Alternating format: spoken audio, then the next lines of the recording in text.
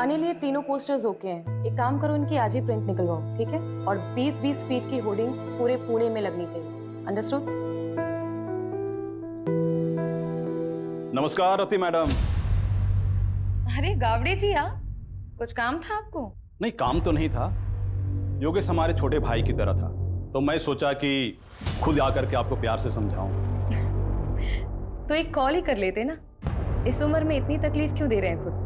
आप अकेली औरत मैडम, कैसे करोगी ये सब? धूप में घूम घूम कर मुरझा जाइएगा। अरे आपके त्वचा देखकर लगता है कि आपको पार्लर जाना चाहिए, स्पा कराना चाहिए। क्या ये सब इलेक्शन और वोट के चक्कर में आप पड़े? आप एक अकेली औरत से डर रहे हैं क्या? अरे डरे नहीं मैडम जी, हम चाहते हैं कि आप हमारे पार्टी ज्वाइन कर लें। पैसे वैसे की कभी कोई कमी नहीं होने दी, बस कभी कभार खुश कर दीजिएगा। दोबारा अगर यहाँ दिखे ना तो पुलिस में कंप्लेंट कर दूंगी तुम्हें। Get out!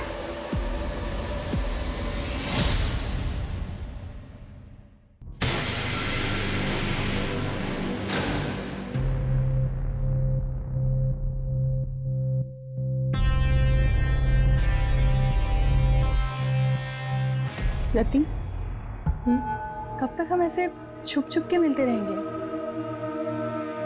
काजल प्लीज मुझे थोड़ा और टाइम दे दो। मैं अब तक उस गिल्ट से बाहर नहीं आ पा रही हूँ। कब तक तुम उस गिल्ट में रहोगी? तुम उस गिल्ट से इसलिए नहीं निकल पा रही हो क्योंकि तुम निकलना नहीं चाहती। और मुझे तो ऐसा लगता है कि तुम मेरे लिए सीरियस नहीं हो। नहीं काजल, ऐसी कोई बात नहीं है। मैं तुमसे बहुत प्यार करती हूँ। I love you so much. I love. तुम डिसाइड कर लो, तुम्हें मैं चाहिए या फिर तुम्हारे ये गिल्ट। तुम्हारे पास 1 हफ्ते का समय है। मैं कानपुर जा रही हूँ, मेरी माँ का ऑपरेशन है। काजल, धारा जल्दी करो, लेट हो रहा है। आ रही हूँ, 1 मिनट आ रही हूँ। ये लीजिए। क्या है, कैसे काम वाली जैसे कपड़े पहनती हो? थोड़ा तो मेंटेन रखा करो अपने आप। कौन कहेगा डॉक्टर की बीवी? इसीलिए बाहर लेके नहीं जाता कहीं। वो आपको लेट हो रहा था ना, इसलिए ऐसे ही उठ के आपके लिए नाश्ता बहाने तो हजारों हैं तुम्हारे पास। जाओ चाय लेके। माँ मेरे लिए भी नाश्ता दे देगा। 10:30 बज गए, अब तेरी आँख खुल रही हो? देखो अपने साफ जा देखो। बोर्ड के एग्जाम है इसके और नींद पूरी नहीं होती इसकी। पापा बस करो ना। 98% मार्क्स नहीं आए ना तेरे, तब बताऊंगा तुझे। क्या करूंगा 98% लाके? मुझे डॉक्टरी नहीं करनी है, MBBS नहीं करूंगा, आर्ट्स करूंगा आर्ट्स। ऐसे ना फोर्स नहीं कर सकते हो मुझे। मेरी लाइफ पे ना कंट्रोल करना बंद करो। कर सकता हूँ बापू तेरा। कौन देगा तेरे आर्ट्स के पैसे? याद रखना, मेडिकल की पढ़ाई नहीं की ना तो इस घर से 1 पैसा नहीं मिलने वाला तुझे। ये बाप नहीं होता ना इधर ही लाफा खाता। मम्मी क्या बोल रहा है?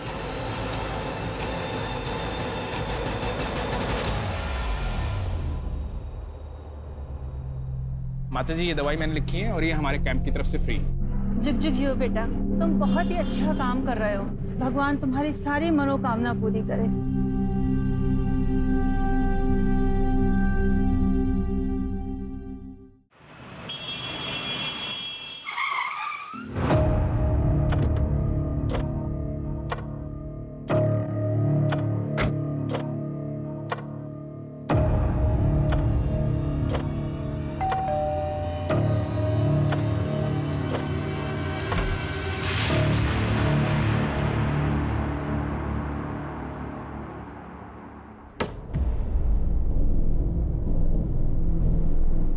आप बैठो, मैं कॉफी लेके आती हूँ।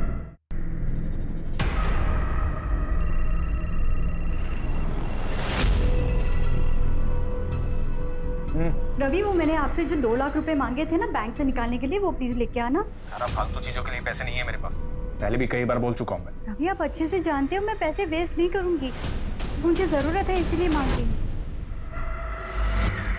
बाद में बात करता हूँ।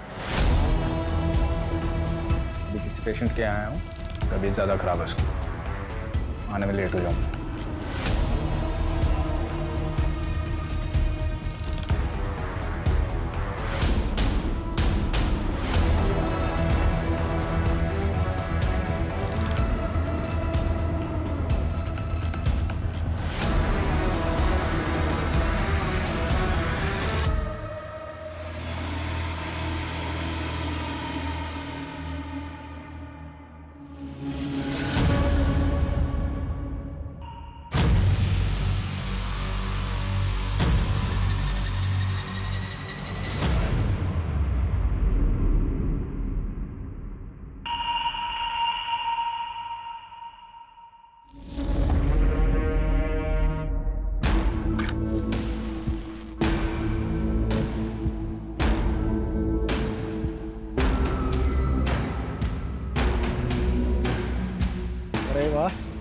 ये वाली क्या बात है। यार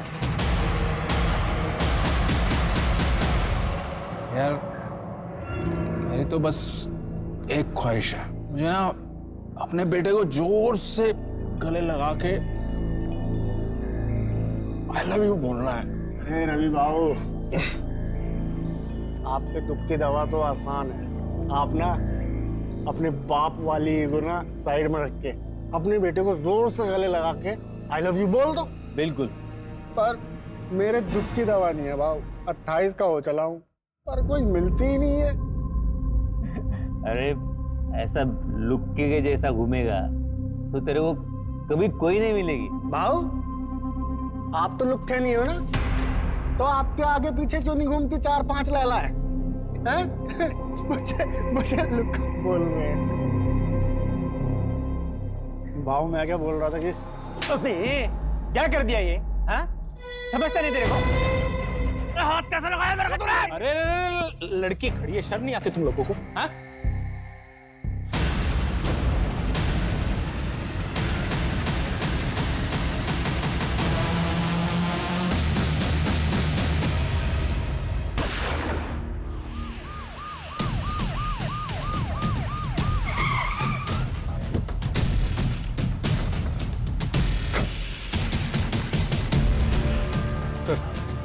बड़ा ही अजीब तरह। क्या? माँ क्या हुआ? समय पापा।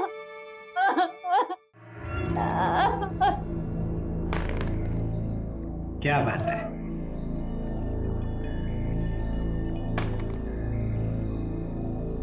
पापा आपका 1 आया था, आपने 3 क्यों चलाया? मैंने चीटिंग नहीं किया। पापा आप चीटिंग कर रहे हो। चाय लो। आई देखो ना पापा चीटिंग कर रहे हैं। क्या टिया, तू भी किसको बता रही है? ये तो खुद चीटर है।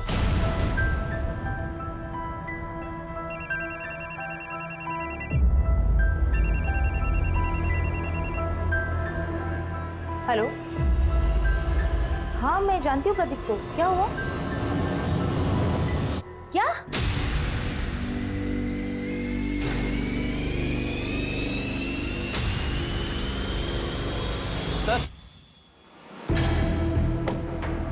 सर ये रवि की सीडीआर, इसमें एक नंबर मिला है जो आज सुबह से बंद आ रहा है। किसका नंबर है? सर जय कामली के नाम पर रजिस्टर्ड है। रेगुलर बातचीत होती थी? हाँ सर, दिन में 2-2 घंटे बात होती थी। सर तो कहीं ये डॉक्टर रवि का अफेयर तो नहीं चल रहा था? पॉसिबल है। पोस्टमार्टम रिपोर्ट आई? सर डिटेल पोस्टमार्टम रिपोर्ट आने में 1 हफ्ता लगेगा। प्राइमरी पोस्टमार्टम में ये आया है कि तीनों की बॉडी में 250 ml से ज्यादा अल्कोहल है। मतलब पूरे चांसेस हैं कि फुल नशे में हो।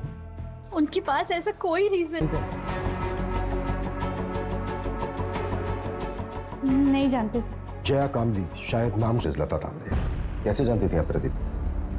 सर मैं अच्छी तरह जानता हूँ उसे। हमारी बेटी को पढ़ाने आता था। पढ़ाता क्या था? 1 नंबर का ठरकी था। अच्छा हुआ मर गया। बिल्कुल सही। टिया, आज के लिए इतना काफी है, बाकी कल कर लेंगे। ठीक है सर। मुझे कुछ काम से बाहर जाना। ठीक सर। मेरे बेटी को हाथ कैसे लगाया तूने? मेरे बेटी को हाथ लगाया कैसे तूने? विनय, मैं तो सिर्फ पढ़ा रहा था। पढ़ा रहा? मैंने मेरी आंखों से देखा तू क्या कर रहा था। निकल मेरे घर से, निकल जा मेरे घर से। विनय, मेरे बेटी के आसपास भी दिखाई दिया ना तो जान से मार दूंगा तुझे मैं। ये टिया के साथ यहाँ गंदी गंदी हरकतें कर रहा है और तू यहाँ पे बैठ के मोबाइल पे गेम खेल रही है। चल अंदर, अंदर चल। मोबाइल पे बैठे बैठे खेलती रहती है वो। क्या बकवास कर रहे हो तुम? अच्छा मैं बकवास कर रहा हूँ और तुम जो कर रहे हो बहुत अच्छा कर रही हो तुम।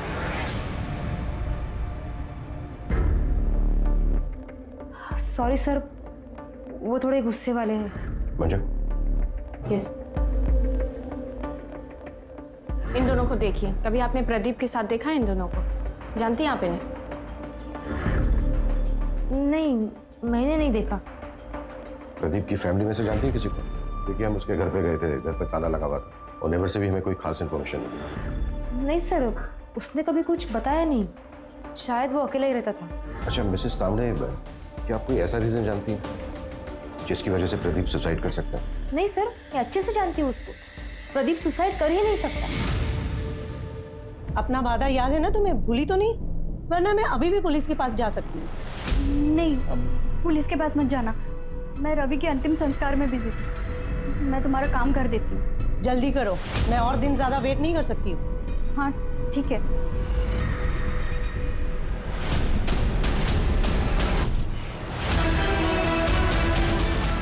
क्या इसको जानते? नहीं sir. Doctor, I am really worried for Rati. उसके पीए को भी कॉल किया था पर उसे भी नहीं पता वो कहाँ है।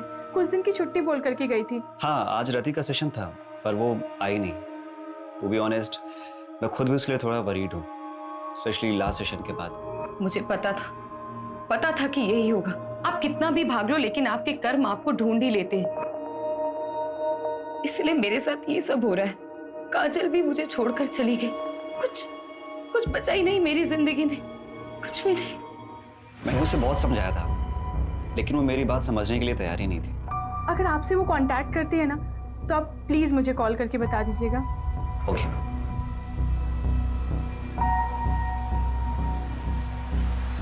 सर डॉक्टर रवि ने पाषाण में 3 करोड़ का फ्लैट बुक किया है। 3 करोड़ का घर? जी। नॉमिनी कौन है? बेटा नॉमिनी। फ्लैट बीवी के नाम पे बुक किया। हाँ लेकिन सर, गन की बैलिस्टिक रिपोर्ट आ गई। ये देखिए, थोड़ी सी शॉकिंग है। रवि के पास जो गन थी उससे एक भी बुलेट नहीं निकली। प्रदीप और जो अननोन विक्टिम मिला है उनके गन से एक बुलेट निकली। लेकिन गोली तो तीनों को लगी। तो फिर तीसरी गोली किस गन से चली? सर, अननोन विक्टिम के हेड में जो गोली मिली उसकी बैलिस्टिक रिपोर्ट बन रही। 2 दिन में गन का पता चल जाएगा। इसका मतलब साफ है कि वहां पर कोई चौथा भी था। मुझे शुरू से ही लगा कि वहां पर एक औरत भी थी जिसकी चूड़ी मिली थी और वो औरत वो चीज हो सकती। इंस्पेक्टर बिल्लू सिंह रिपोर्टिंग साहब। ए शामरा, लेकर जाओ इसको। हर हफ्ते का नाटक है। लॉकअप में डालो और शाम तक उसे छोड़ना। कल 1 minute Manju. Shamra. Yes sir. इसको बाहर लेकर चलो। सूरज, बैंगलोर सील कर। Okay sir.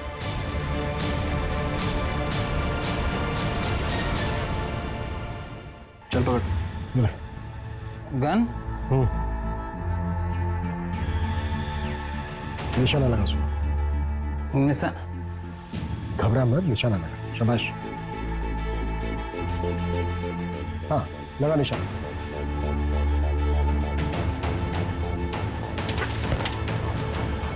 इसको तुरंत हॉस्पिटल लेके जाओ और इसका अल्कोहल कंटेंट चेक करो। क्विक। चलो। मान लेते हैं ये है मिस्टर एक्स। मिस्टर एक्स के राइट हैंड में गन थी। मिस्टर एक्स ने प्रदीप को शूट किया। प्रदीप के राइट हैंड में गन थी।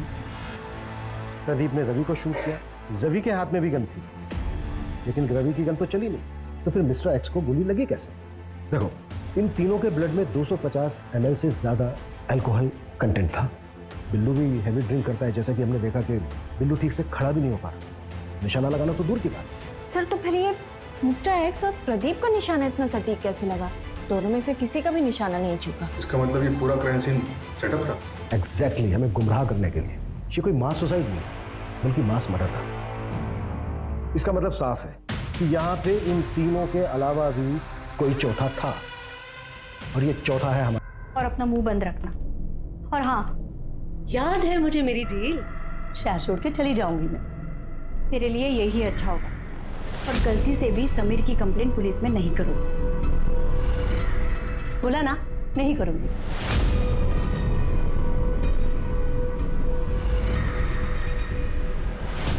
सर, मैंने डॉक्टर रवि की वाइफ धारा के कॉल रिकॉर्ड्स चेक किए। उसमें एक नंबर मिला है जो जया कामली के नाम पर रजिस्टर्ड। ये उसका दूसरा नंबर है। और सर, अजीब बात तो ये है, धारा और जया की बात डॉक्टर रवि के मरने के 1 दिन बाद से शुरू हुई। तो कहीं वो चौथी लड़की ये धारा या फिर जया तो नहीं है?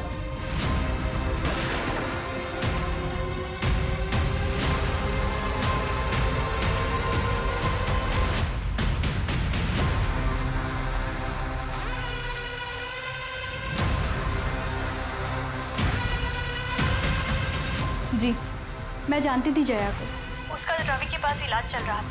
उसने रवि की मौत के बाद सांत्वना देने के लिए फोन किया था। जी।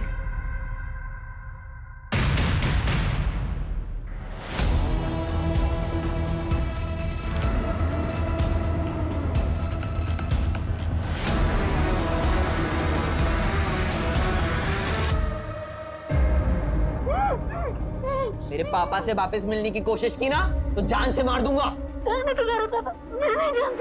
ए, नाटक बंद कर। मेरे पापा डॉक्टर रवि तुझसे मिलने आते हैं ना, तेरे साथ इधर गुलछड़े उड़ाते हैं ना। क्या चाहती है तू? उनकी प्रॉपर्टी? एक बात कान खोल के सुन ले, मेरे पापा की प्रॉपर्टी पे सिर्फ मेरा और मेरी माँ का हक है, समझी? सूरज, जया का मूवमेंट ट्रैक हुआ? बटरफ्लाई रात को कहाँ थी? सर जया का फोन तो उसके घर पे ही एक्टिव था और कोई ऐसा क्लू नहीं मिला जिससे ये पता चले कि जया क्राइम साइट पे गई। जैसे क्राइम साइट पे जाने वाले सभी रास्तों का सीसीटीवी हम स्कैन कर रहे हैं। और सर हॉस्पिटल स्टाफ से भी बात हुई, उन्होंने बताया कि जया को डायबिटीज है और ये डॉक्टर रवि इंसुलिन का शॉट लगाने से घर पे जाता है। व्हाट? तब डॉक्टर रवि और जया के बीच में अफेयर नहीं था? हेलो। और अक्षय भाऊ, ये खास आपके लिए। अरे अक्षय भाऊ, ये क्या कर रहे हो आप? अरे यार बस ट्राई कर रहा था, सॉरी। इसमें गोली दी तो मैं तो ऊपर पहुंच जाता। गोली लाया? गोली दे। हाँ।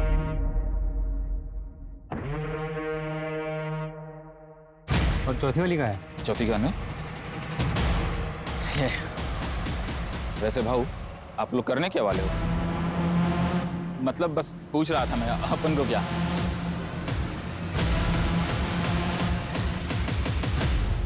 आलू? हाँ साहब, 3 लोग थे, 4 गन लेके गए और उनके पूरे सीट पे आलू भरे थे। ये जो तीसरा आदमी था, इसका क्या नाम बताया तुमने? अक्षय नाम है उसका, यही कोरेगांव पार्क में ही रहता है। मेरा एक दोस्त है जो उसका पड़ोसी है, तो उसी ने डील कराई थी। इस अक्षय का घर परिवार? घर परिवार तो नहीं पता साहब, लेकिन वो एड्रेस दे सकता हूँ।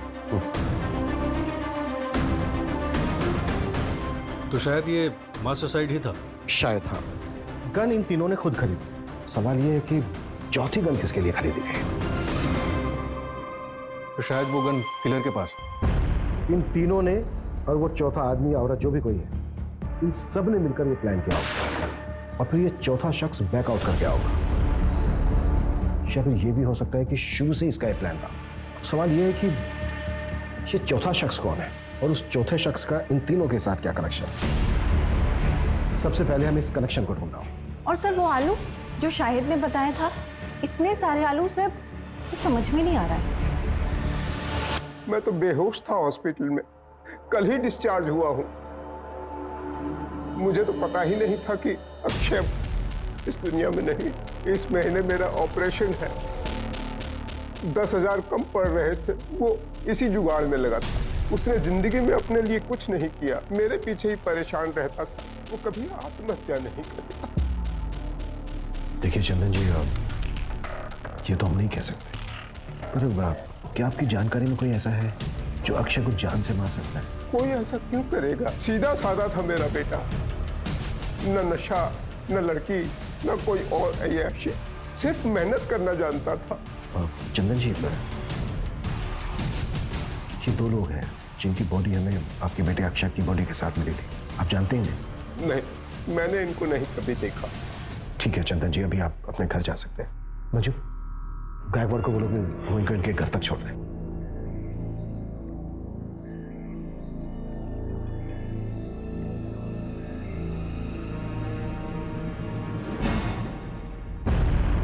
सर, अक्षय की मौत जिस बुलेट से हुई है वो मैच हो गई। और सर उस गन की बैलिस्टिक रिपोर्ट अक्षय की बॉडी से मिली गई बुलेट की बैलिस्टिक रिपोर्ट से मैच हुई। किस गन के साथ? सर ये सेम गन रवि और प्रदीप की मौत 12:15 के करीब हुई। ये दोनों मौतों के बीच में 1 घंटे का फासला था। जरूर ये दोनों क्राइम आपस में लिंक है। हो सकता है। क्राइम क्या?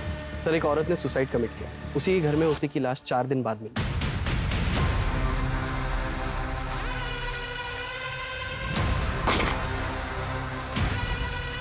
क्या यार अभी तो?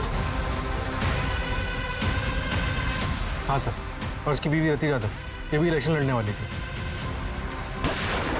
तो वो चौथी औरत रति थी। रति के केस में ना और कंफ्यूज कर दिया है। 3 आदमी 1 औरत। आखिर ये करना क्या चाह रहे हैं? रति के हस्बैंड ने सुसाइड किया और बाकी के 3 विक्टिम। कहीं ये सब कुछ रति के पास से तो नहीं जुड़ा हुआ है? और सर राति के पोस्टमार्टम के मुताबिक उसके बॉडी से भी अल्कोहल बरामद हुआ था, 126 ml। फिलहाल हमारे लिए यही जानना जरूरी है कि इन चारों का आपस में लिंक क्या था। क्या ये चारों एक दूसरे को जानते थे? सर अफेयर का भी एंगल हो सकता है। पॉसिबल है, पर सवाल वही है कि किसके साथ। हो सकता है एक के साथ, हो सकता है तीनों के साथ, और यही झगड़ा जलन इन मर्डर्स की वजह बनी। पॉसिबल है। अच्छा, रति यादव की बॉडी किसको मिली? सर रति यादव के साइकेट्रिक्स डॉक्टर नीरव।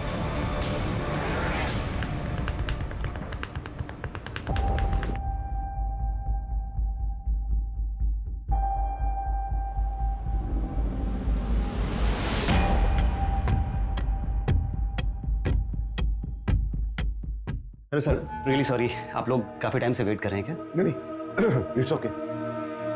एक्चुअली हमें आपसे रति यादव के बारे में बात करनी थी। आप रति के डॉक्टर थे ना? जी। दरअसल हमें ये जानना था कि क्या रति किसी बात को लेकर परेशान थी? जी, एक्चुअली रति गिल्ट में थी। ये समझ नहीं पा रही हूँ कि ये गिल्ट खत्म कैसे होगा। गिल्ट? किस बात का गिल्ट था रति को?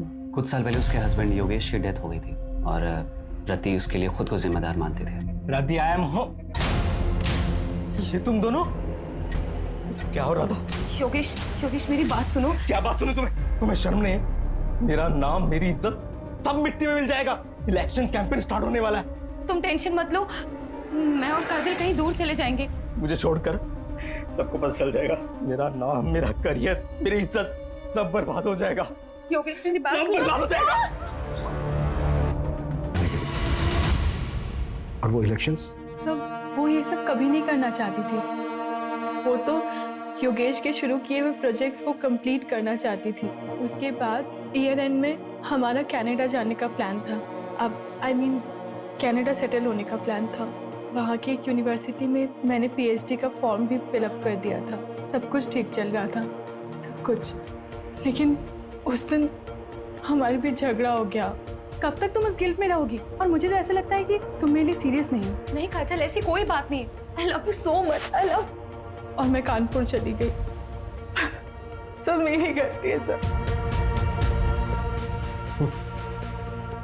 ठीक है।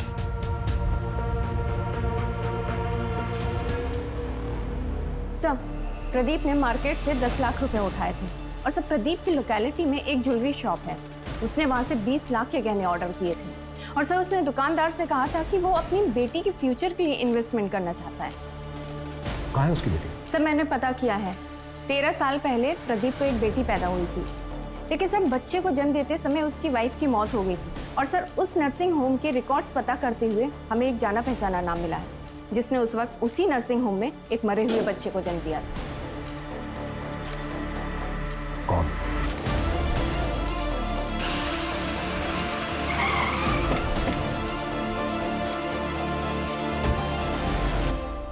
क्या मेरी बेटी टिया मेरी बेटी नहीं है, उस प्रदीप की बेटी है? ये बात तुम्हें पता नहीं थी? नहीं सर, इन्हें नहीं पता। वो मेरी प्रीमेच्योर डिलीवरी हुई थी, उस वक्त ये शहर से बाहर थे, इन्हें कुछ भी नहीं पता। सब कुछ अचानक हुआ सर, और मैंने भी इनसे बात छुपा ली, वरना प्रदीप की तरह ये भी मरे हुए बच्चे की बात सुन के टूट जाते। विनय, हाँ? 14 अप्रैल की रात को 8 से 12 के बीच में कहाँ थे तुम? विनय सर यही घर पे ही थे, मेरे और टिया के साथ।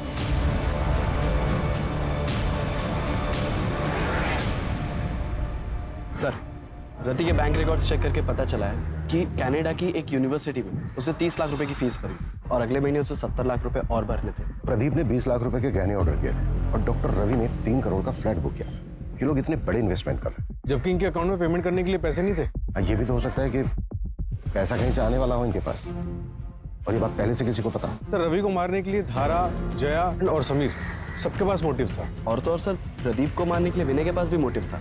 और रति पॉलिटिकल फिगर थी, हो सकता है उसको कोई दुश्मन बन गया। थप्पड़ बहुत महंगा पड़ेगा मैडम जी। तुम्हारी यूनिवर्सिटी की फीस है 1 करोड़। सतीश 30 लाख रुपए भर चुकी थी, राइट? जी। बाकी के बचते हैं 70 लाख रुपए, लेकिन रति के बैंक अकाउंट में 70 लाख रुपए थे नहीं, तो फिर वो बाकी के पैसे कहां से भरने वाले थे? सब नहीं काजल, लोन लेने की जरूरत नहीं है। मुझे पैसे डबल करने की एक अच्छी स्कीम मिल गई है, जिससे हम अपनी फीस भी भर सकते हैं। जितनी बड़ी रकम उतना बड़ा इनाम। ऐसी कौन सी स्कीम है? तुम ऐसे चक्रों में क्यों पड़ रही हो? काजल ऐसा कुछ भी नहीं है, मैंने सब क्रॉस चेक किया है, सब जेन्युइन है। Don't worry. तुम ट्रस्ट करती हो ना मुझ पे? पैसे दुगने करने वाली स्कीम? ये एक मिनट, तुम इसके बारे में और क्या क्या जानती हो? रति ने मुझे बस इतना ही बताया था। बेटा मैंने मम्मी को मैसेज कर दिया है, अब मम्मी से ले लो पैसे। ओके ओके बेटा। सर मैंने पता किया, मर्डर से एक हफ्ते पहले रवि ने 1 करोड़ रुपए का लोन लिया था मार्केट से, और उसी तरह प्रदीप ने 50 लाख, रति ने 50 लाख और अक्षय ने अपने दोस्त से 5,000 रुपए उधार लिए थे। और ये पैसा हमें किसी के भी घर से या फिर किसी की भी डेड बॉडी के पास से नहीं मिला। तो इसका मतलब सर वो, इसका मतलब साफ है, हम चौथे। हाँ मंजू। सर आपने मुझे जैसा बोला था एक बार क्राइम सीन चेक करने के लिए, आप क्राइम साइट पे फौरन आ जाइए, हमें यहाँ कुछ मिला है।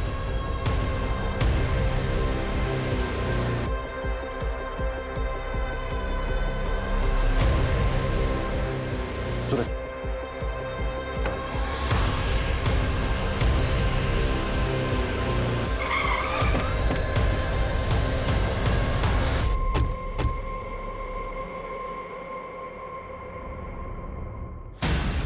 सर ये देखिए क्या मिला।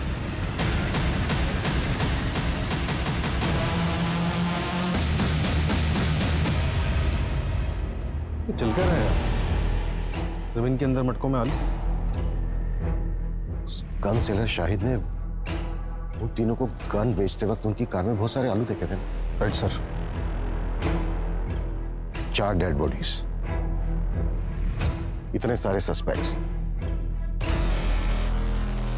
पैसा दुगना करने की स्कीम। मुझे पैसे डबल करने की एक अच्छी स्कीम मिल गई है। मास सुसाइड करने का नाटक, और ये जमीन के अंदर इतने सारे मटकों में दबे हुए आलू। सूरज, हमें उस 5 आदमी को जल्द से जल्द ढूंढना होगा, लेकिन फिर वही सवाल कि वो 5 आदमी है कौन और कहां है? सर जैसे आपने बोला था, मैंने वो लाइन जितनी बड़ी रकम उतना बड़ा इनाम, उसके बारे में ऑनलाइन सर्च किया तो 10 साल पुराना एक केस गोरखपुर का मिला है। ये रही उसकी फाइल।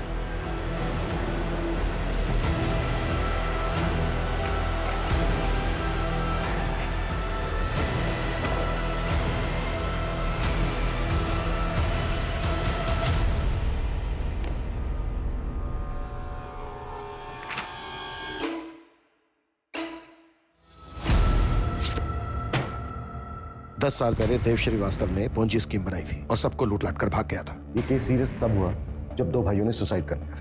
पुलिस ने खूब पूछताछ की थी देव श्रीवास्तव से, लेकिन उसके खिलाफ कोई सबूत नहीं मिला। फिर भी मैं गोरखपुर पुलिस से कांटेक्ट करता हूँ, पता करता हूँ कि देव श्रीवास्तव आजकल है कहाँ, है भी या नहीं। क्विक। सर, देव श्रीवास्तव 4 साल पहले मर चुका। एक और डेड है? नहीं सर, देव का एक बेटा है जो 2 साल पहले यहीं पुणे में शिफ्ट हुआ था। इसका हमारे किसी सस्पेक्ट के साथ कोई कनेक्शन है? हाँ सर, ये देखिए।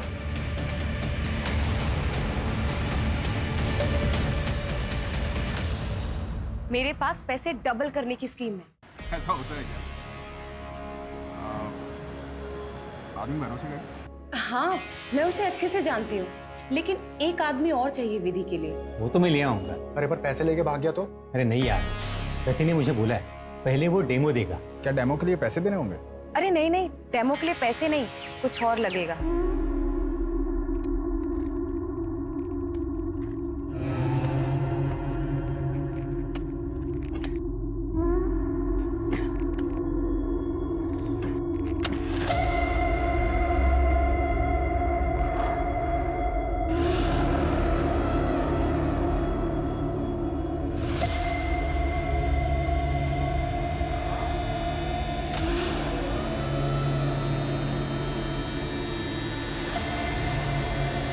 अब क्या करना है?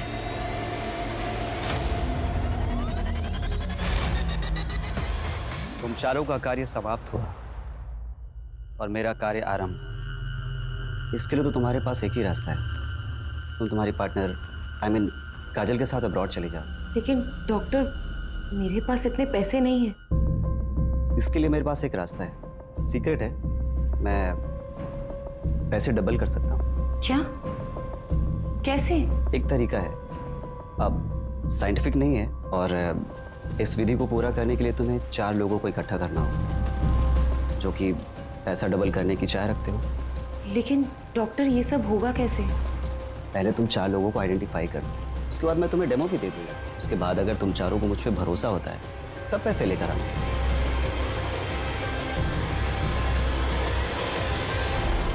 मुझे वरदान है कि मैं जरूरतमंद लोगों के पैसों को दोगुना कर सकता हूँ।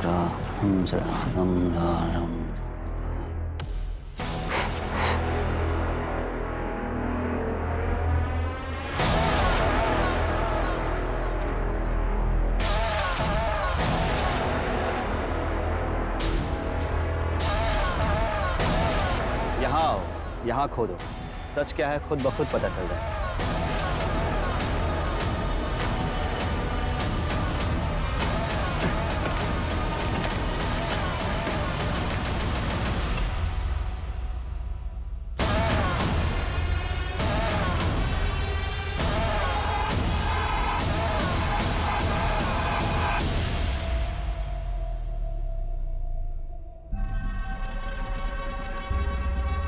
बाबा आपने तो चमत्कार कर दिया, हम पैसे भी लाए, उन्हें भी आज दोगुना कर दो। पैसों को दोगुना करने के लिए इससे भी मुश्किल विधि करनी पड़ी। मैंने रति को बताया था, इसके लिए शस्त्र की भी पूजा होती है।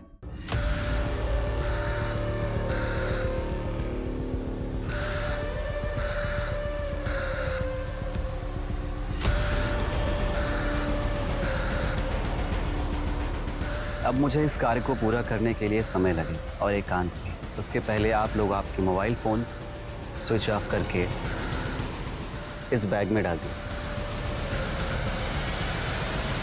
अब आप लोग शुभ घड़ी की प्रतीक्षा कीजिए।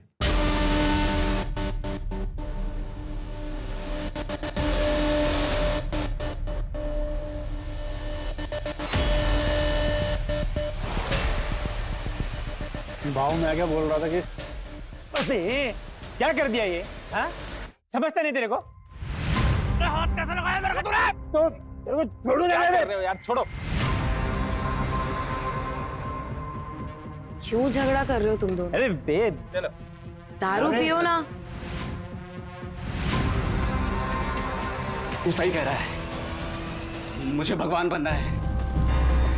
जो सबको अपने इशारों पे नचाता है, सबसे शक्तिशाली मुझे भगवान बनना है।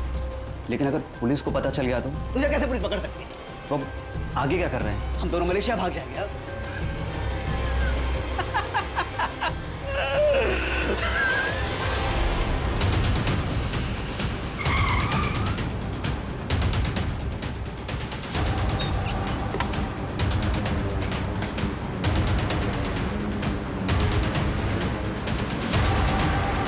सूरज, पूरे शहर में मुझे नाकाबंदी चाहिए। हर जगह पर मेरा की फोटो खिंचवाओ, खास करके शहर के फोटो। क्विक।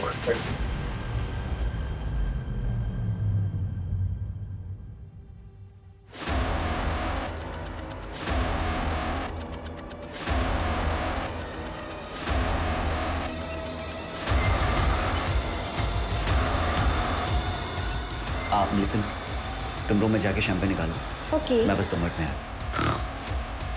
मैं बस 2 मिनट में आया। 2 मिनट नहीं बेटा, तेरे को बहुत लंबा समय लगने वाला है। अब लेके चलो इसको। अरे सर मेरी बात। सर मार लेना, जी भर के मार लेना, लेकिन पहले ये तो बताओ कि मुझे ढूंढा कैसे? मैरीगोल्ड, यही पोस्ट कार्ड था ना तेरे केविन की वॉल पर। पहले हमें लगा कि ये कोई होटल है। पिछले 6 महीने में कम से कम 60-70 होटल गए होंगे, पर तू कहीं नहीं मिला। फिर मैं पता चला, ओ नहीं, ये कोई होटल नहीं है, बल्कि ये तो मुंबई का एक्सक्लूसिव मेंस सीक्रेट क्लब है। एक पोस्ट कार्ड से क्लब तक पहुंच गए। तुझे क्या लगा तू ही जीनियस है? तेरे जैसे फ्रॉस्टर्स अपनी झूठी शान में पैसा उड़ाने के लिए क्राइम करते हैं। फ्रॉड में जीनियस हूं मैं। अपने इशारे पे लोगों को नचाता हूं और वो चारों तो अपने लालच की वजह से मारेंगे। मेरा उसमें कोई रोल नहीं। वो चारों लालची और तू निर्मोही जिसे कोई मोह नहीं। अरे तूने तो उस अक्षय तक को नहीं छोड़ा। वो बेचारा 5,000 रुपए डबल करना चाहता था, पता है क्यों? ताकि वो अपने बीमार बाप का ऑपरेशन करा सके। आत्मी लक्ष्मी को कौन जाने देना चाहता है? मैंने तो बस एक शतरंज की खेल की तरह जाल बिछाया, जो फंसा हो गया। बेटा अब हम तुझे भी नहीं जाने देंगे। अब अपनी पूरी जिंदगी जेल में खेलना था। ये बता तू आलवों को डबल कैसे करता था? वो तो मैं पहले से गाड़ के रखता था, पर लालचियों को मेरी ये मामूली सी ट्रिक भी समझ में नहीं आई।